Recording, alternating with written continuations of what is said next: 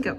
Have you ever had this tragic situation happen to you? You wake up, your coffee's not hot, you're walking to class, you fall on your ass on the ice because it's so slick outside, and you finally get to your math class and you forgot your calculator and you have a test that day. Today I'm going to show you how to law and divide in order to give you a fighting shot at passing your math class, just in case you forget your calculator. Hi, my name's Riley and I'm an education major, and I've gotten an A in every single math class I've ever taken, except geometry, but we're going to forget about that. So first we're going to start with our sample problem. 735 divided by 2. So my first step is I'm going to write 735 nice and big, just so that we can all see it and know what we're doing. Now I'm going to do a little half of a square onto my board over the 735. Half a square. This is just to keep my numbers together and know which numbers go where so I don't mix them up, because that's also a sucky way to lose points on your math test, is by losing a number. So on my 735 with a half a box over it, I'm going to write the 2 over there just to remind me what I'm dividing by.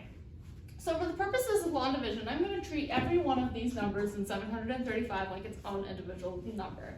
7, 7, 3 is 3, and 5 is 5.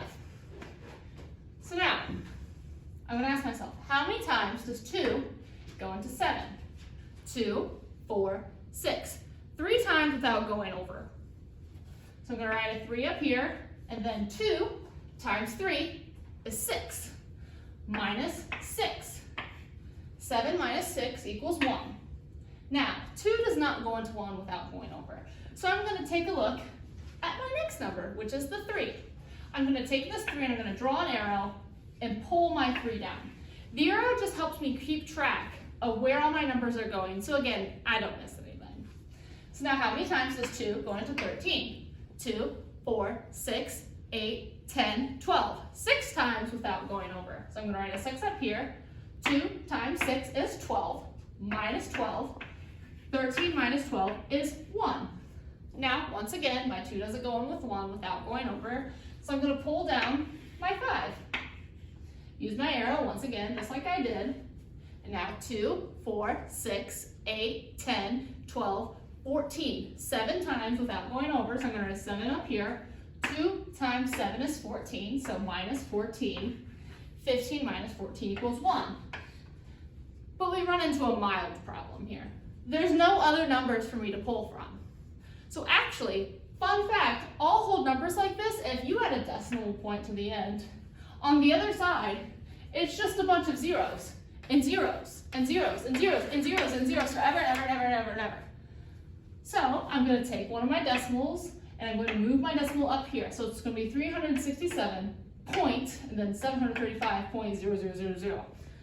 Pull this 0 down using the arrows again, all the way, and this 1 becomes a 10. So how many times does 2 go into 10? 2, 4, 6, 8, 10. 5 times. So I'm going to write 5 behind my decimal point. And 2 times 5 equals 10, minus 10.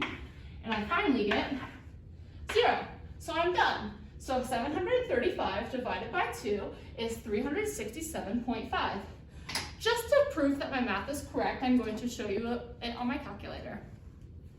So 735 divided by 2 equals 367.5. So next time you forget your calculator in your math class, don't worry. Just remember our long division steps and you'll do great. Thank you so much for listening.